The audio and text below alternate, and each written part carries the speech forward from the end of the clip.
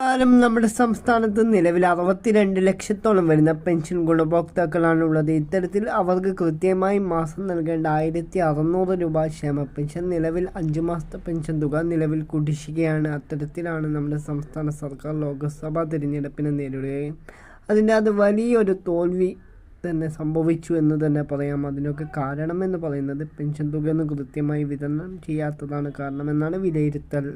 സംസ്ഥാനത്ത് അതുകൊണ്ട് തന്നെ കുടിശ്ശിക പെൻഷനൊക്കെ എത്രയും പെട്ടെന്ന് വിതരണം ചെയ്യുവാനുള്ള സുപ്രധാന തീരുമാനങ്ങളാണ് സംസ്ഥാന സർക്കാർ കൈക്കൊള്ളുന്നത്. പഞ്ചായത്ത് തിരഞ്ഞെടുപ്പ് കൂടി വരാനിരിക്കുന്ന സാഹചര്യത്തിലാണ് സംസ്ഥാന സർക്കാർ ഏറ്റവും പുതിയ തീരുമാനങ്ങൾ പുറത്തിറക്കിയിരിക്കുന്നത്. അതുപോലെ തന്നെ ജൂൺ ജൂലൈ മാസങ്ങളിൽ പെൻഷൻ തുക നിർബന്ധമായും വിതരണം ചെയ്യുമെന്നുള്ള കാര്യവും സംസ്ഥാന സർക്കാർ ഇപ്പോൾ സൂചിപ്പിക്കുന്നുണ്ട്. ഓണത്തോടനുബന്ധിച്ചുകൊണ്ട് ഓഗസ്റ്റ് മാസത്തിലോ അതല്ല എന്നുണ്ടെങ്കിൽ സെപ്റ്റംബർ മാസത്തിലോ 2 മാസത്തെ പെൻഷൻ തുക ഒരുമിച്ച് വിതരണം ചെയ്യും. ഇത്തരത്തിൽ 3200 രൂപയായിരിക്കും വിതരണം ചെയ്യുക. സർക്കാർ സംസ്ഥാന സർക്കാരിന് വേണ്ടി 18,000 കോടി രൂപ കടമെടുപ്പ് പരിധി നൽകിയതിനാൽ ഓണം വരെ കൃത്യമായി എല്ലാ മാസവും പെൻഷൻ തുക വിതരണം ചെയ്യുന്നതായിരിക്കും.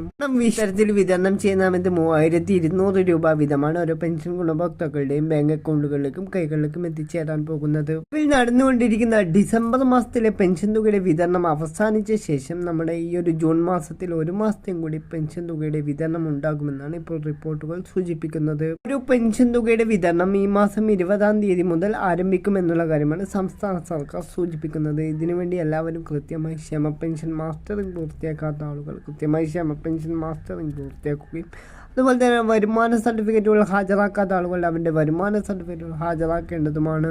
സംസ്ഥാന സർക്കാർ നിർദ്ദേശിച്ച എല്ലാ രേഖകളും കൃത്യമായി നൽകിയ ആളുകൾക്ക് ഒരു മുടക്കവും കൂടാതെ തന്നെ സംസ്ഥാന സർക്കാരിൻ്റെ ക്ഷേമ പെൻഷൻ കൃത്യമായി വിതരണം ചെയ്യുമ്പോൾ തന്നെ ലഭിക്കുന്നതായിരിക്കും.